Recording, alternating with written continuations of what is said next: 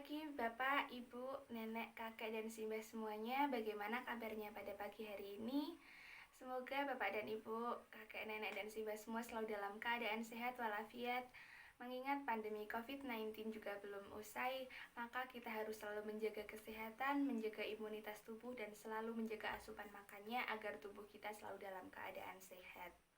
Ada pepatah mengatakan tak kenal maka tak sayang. Jadi sebelum kita mulai acara pada pagi hari ini, izinkan saya untuk memperkenalkan diri terlebih dahulu. Nama saya Elis Rikandi, Pak, Bu, mahasiswa Diploma 3 Gizi dari Poltekkes Kemenkes Semarang. Pada kesempatan kali ini saya akan menyampaikan sedikit informasi mengenai isi piringku untuk lansia yang nantinya pedoman isi piringku ini dapat diterapkan dalam kehidupan sehari-hari oleh Bapak dan Ibu semua. Tema yang saya bawakan pada pagi hari ini yaitu lansia tua sehat bahagia. Kami berharap Bapak dan Ibu semua di usia senja ini selalu sehat dan selalu bahagia. Sebelumnya, mari kita panjatkan puja dan puji syukur kita kehadirat Allah Subhanahu wa Ta'ala yang telah melimpahkan rahmat dan ridhonya sehingga kita semua dapat berkumpul pada pagi hari ini tanpa ada halangan suatu apa. Tak lupa sholawat dan salam senantiasa kita haturkan kepada junjungan kita Nabi Agung Muhammad Sallallahu Alaihi Wasallam yang kita nantikan syafaatnya di yaumul kiamah. Amin. Bapak dan Ibu semua, ada yang tahu tidak apa itu pengertian dari lansia? Ya, lansia atau lanjut usia merupakan seseorang yang berusia 60 tahun ke atas, baik itu pria maupun wanita yang masih dapat beraktivitas, masih dapat bekerja, ataupun mereka yang sudah tidak berdaya untuk mencari nafkah dalam menghidupi dirinya sehari-hari. Lansia itu bukan merupakan suatu penyakit, Pak, Bu, namun merupakan tahap lanjut dari suatu proses kehidupan yang ditandai dengan penurunan kemampuan tubuh untuk beradaptasi dengan stres lingkungan. Bapak Ibu semua tahu tidak kalau usia lansia itu digolongkan menjadi 4.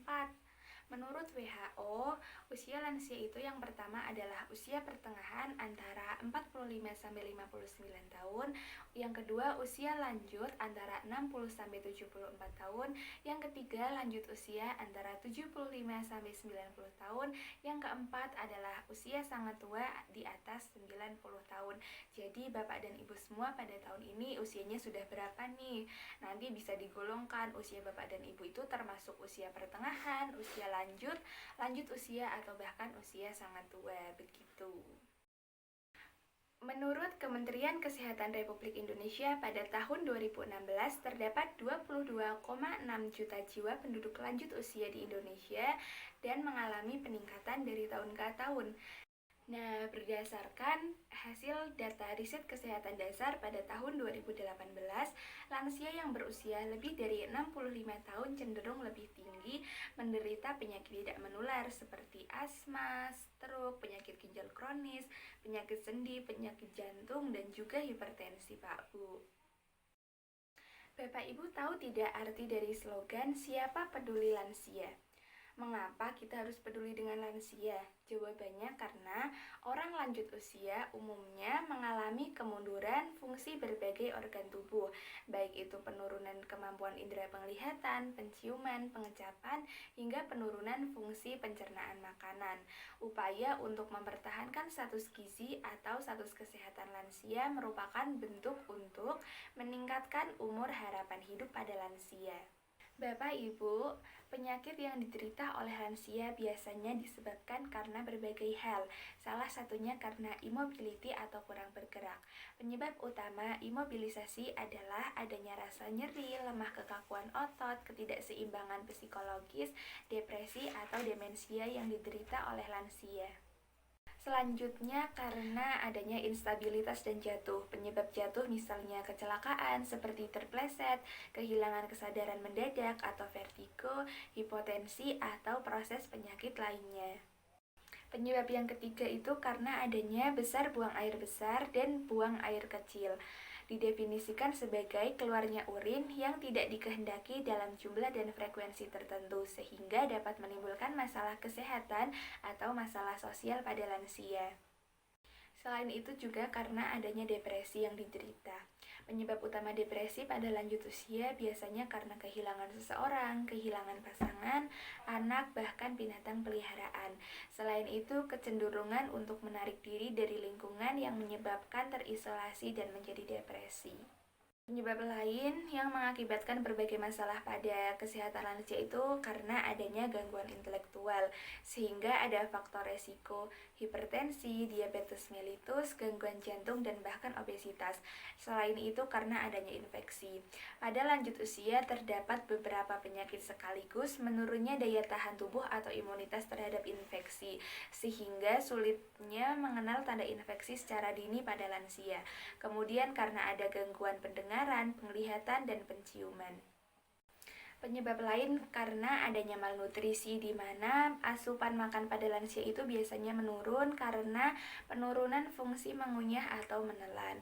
Selanjutnya karena tidak mempunyai penghasilan, di mana semakin bertambahnya usia maka kemampuan fisik dan mental akan berkurang secara perlahan-lahan, yang menyebabkan ketidakmampuan tubuh dalam mengerjakan atau menyelesaikan pekerjaan sehingga tidak dapat memberikan penghasilan. Penyebab lain itu karena adanya penyakit menggunakan obat-obat tertentu, di mana lansia biasanya sering menderita penyakit lebih dari satu jenis sehingga membutuhkan lebih banyak obat yang lebih banyak. Apabila sebagian lansia yang sering menggunakan obat dalam jumlah dan jangka waktu yang lama tanpa pengawasan dokter, itu dapat menimbulkan berbagai macam penyakit. Dan penyebab terakhir dari berbagai masalah kesehatan yang dialami oleh lansia itu karena adanya penurunan sistem kekebalan tubuh, di mana daya tahan tubuh menurun bisa disebabkan oleh proses menua disertai dengan penurunan fungsi organ tubuh. Namun, Bapak Ibu semua jangan khawatir karena ada cara mencegah untuk menghindari berbagai macam masalah kesehatan yang dapat terjadi. Salah satunya dengan mengupayakan makan dan minum secara teratur dengan menerapkan pola gizi seimbang. Selanjutnya, istirahat yang cukup. Selanjutnya, bergerak sesuai dengan kemampuan. Bapak dan Ibu dapat melakukan aktivitas yang ringan, intinya harus selalu bergerak agar tubuh kita selalu fit. Seperti Bapak dan Ibu dapat berjalan, mengelilingi komplek, atau olahraga 30 menit yang ringan, menyapu, atau melakukan hal-hal kecil lainnya. Kemudian melakukan medical check up secara berkala untuk mengetahui bagaimana kondisi dan keadaan tubuh Bapak Ibu semua.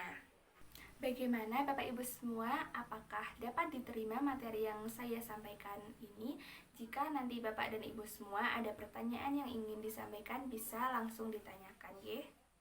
Prinsip gizi seimbang dapat kita terapkan dengan mengikuti pedoman isi piringku. Sebelumnya, apakah Bapak dan Ibu tahu apa itu isi piringku? Ya, jadi isi piringku itu merupakan salah satu panduan makan sehat yang bisa digunakan sebagai acuan sajian dalam sekali makan. Begitu Bapak Ibu. Bapak Ibu, ini merupakan gambar isi piringku, di mana diibaratkan satu piring itu dibagi menjadi dua bagian.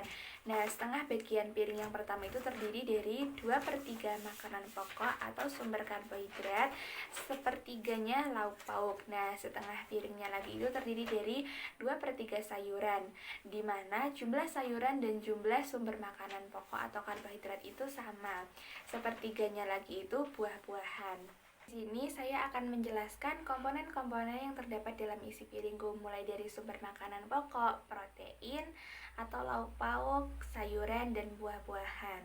Yang pertama adalah makanan pokok, di mana makanan pokok itu merupakan sumber karbohidrat yang berfungsi untuk sebagai sumber energi dalam tubuh, membantu metabolisme ketosis dan pemecahan protein.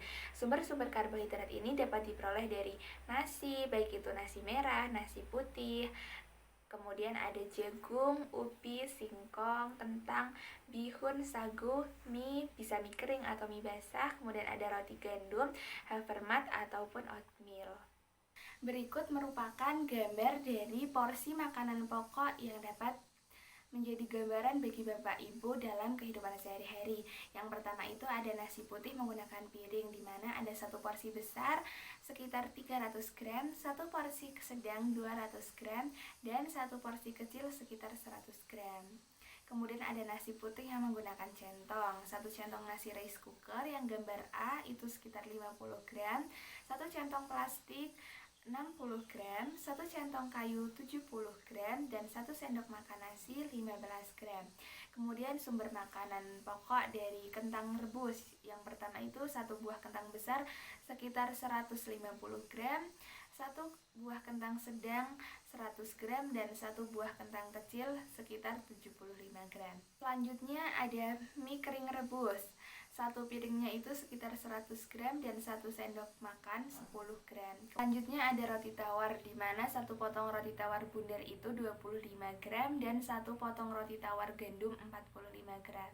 Jadi ini dapat dijadikan acuan bagi Bapak Ibu dalam sekali makan berapa banyak kira-kira yang dikonsumsi oleh Bapak dan Ibu. Kemudian komponen dari isi piringku yang selanjutnya adalah lauk pauk. Lauk pauk ini adalah sumber protein yang terbagi menjadi 2, protein hewani dan protein nabati. Di mana protein ini berfungsi sebagai sumber energi, mengganti jaringan atau sel yang hilang, memproduksi enzim dan hormon, dan meningkatkan imunitas dalam tubuh. Sumber protein makanan hewani itu diperoleh dari ikan, daging ayam tanpa kulit, daging sapi tanpa lemak, telur dan susu rendah lemak, dan lainnya. Kemudian sumber makanan nabati diperoleh dari tempe, tahu, dan jenis kacang-kacangan maupun olahannya. Bapak, Ibu, ini merupakan contoh porsi dari lauk pauk. Yang pertama, porsi lauk pauk dari sumber makanan hewani. Yang pertama ada ayam goreng dada, di mana 1 potong dada atas sekitar 60 gram, 1 potong dada bawah 50 gram, dan 1 potong sayap 30 gram. Kemudian ada dari golongan ikan, contohnya 1 ikan gurame goreng, 1 potong bagian kepala 70 gram, 1 potong bagian badan 65 gram, dan 1 potong bagian ekor 40 gram. Kemudian dari telur, ada contohnya telur rebus balado, di mana 1 butirnya sekitar 60 gram. Selanjutnya lauk pauk dari sumber protein nabati. Nah, yang pertama itu tahu goreng Pak Bu, ada 2 piring. Yang piring pertama itu 1 potong besarnya 80 gram, 1 potong sedang 40 gram, 1 potong kecil 20 gram, dan 1 potong kecil berbentuk dadu 5 gram. Kemudian di piring kedua 1 buah sedangnya 40 gram dan 1 buah kecilnya 30 gram. Selanjutnya ada tempe goreng. 1 buah tempe goreng berbentuk segitiga sekitar 30 gram beratnya, kemudian 1 potong besar 50 gram dan 1 potong sedang sekitar 25 gram. Bapak, Ibu, komponen selanjutnya dari isi piringku adalah jenis sayuran. Sayuran yang berwarna merupakan sumber vitamin dan mineral serta serat, di mana fungsi vitamin dan mineral untuk membantu metabolisme tubuh sebagai sistem imunitas tubuh, memproduksi hormon dan regenerasi sel, dan yang tentu vitamin dan mineral itu merupakan sumber antioksidan dalam tubuh. Sayuran ini dapat diperoleh dari bayam, kangkung, wortel, brokoli, labu kuning, labu siam, lalapan, dan sayuran segar lainnya. Nah, Bapak Ibu, ini merupakan contoh porsi sayuran. Yang pertama itu saya contohkan sayur asem. 1 sendok sayurnya itu sekitar 30 gram dan 1 mangkoknya 250 gram. Kemudian ada sayur sup, 1 mangkoknya sekitar 250 gram dan 1 sendok sayurnya 30 gram. Kemudian ada sayur bening bayam. Nah, 1 mangkoknya itu ada 100 gram, 1 sendok sayurnya sekitar 15 gram, dan 1 sendok makannya 10 gram. Kemudian yang jenis tumis-tumisan, ini contohnya ada tumis kacang panjang, di mana 1 sendok makan sekitar 15 gram, 1 piringnya 100 gram. Kemudian ada tumis kangkung, 1 sendok makan 10 gram dan 1 piringnya 100 gram. Bisa dilihat nggih Bapak Ibu, ini contohnya sayur asem, sayur sop, sayur bening bayam, kemudian ada tumis-tumisan sayur.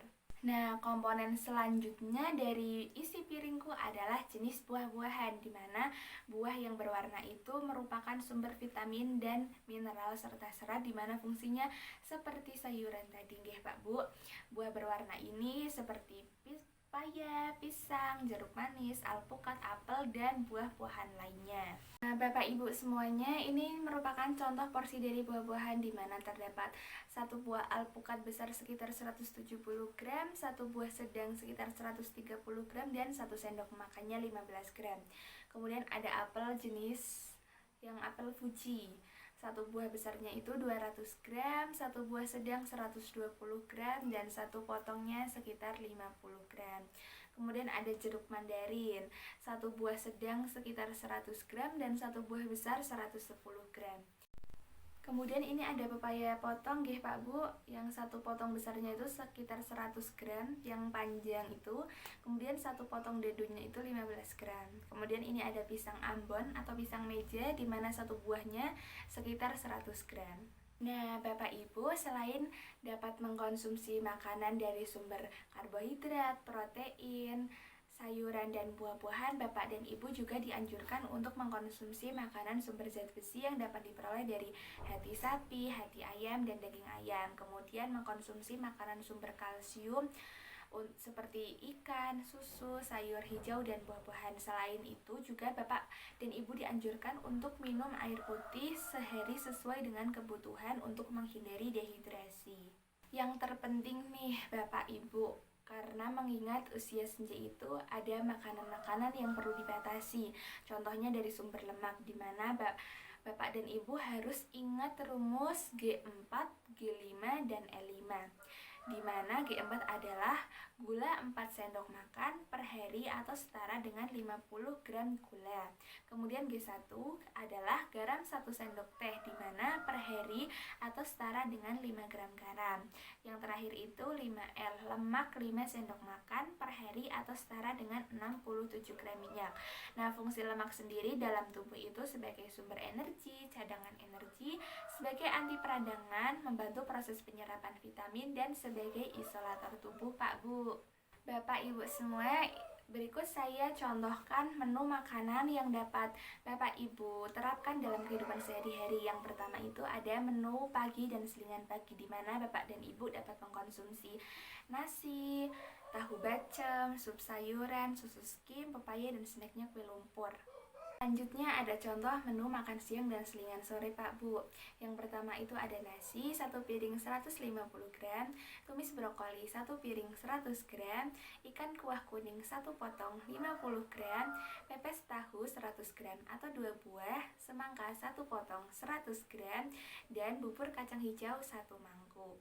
Kemudian untuk makan malamnya, Bapak dan Ibu semua dapat mengkonsumsi nasi 1 piring 100 gram, semur telur 1 buah 50 gram, perkedel tempe 1 buah 50 gram, dan sayur bening bayam 1 mangkok 100 gram. Jadi panduan menu yang sudah saya susun dapat dijadikan contoh atau acuan Bapak Ibu dalam menyiapkan makanan sehari-hari. Mudah kan Bapak Ibu? Bahan-bahannya juga mudah didapat, mudah diolah. Sebelum saya akhiri, saya tekankan kembali kepada Bapak Ibu semua untuk selalu menerapkan pola gizi seimbang dengan mengikuti pedoman isi piringku yang telah dicanangkan oleh Kementerian Kesehatan Republik Indonesia untuk memenuhi asupan gizi Bapak Ibu semua, di mana pembagian isi piringku terbagi menjadi 2 bagian.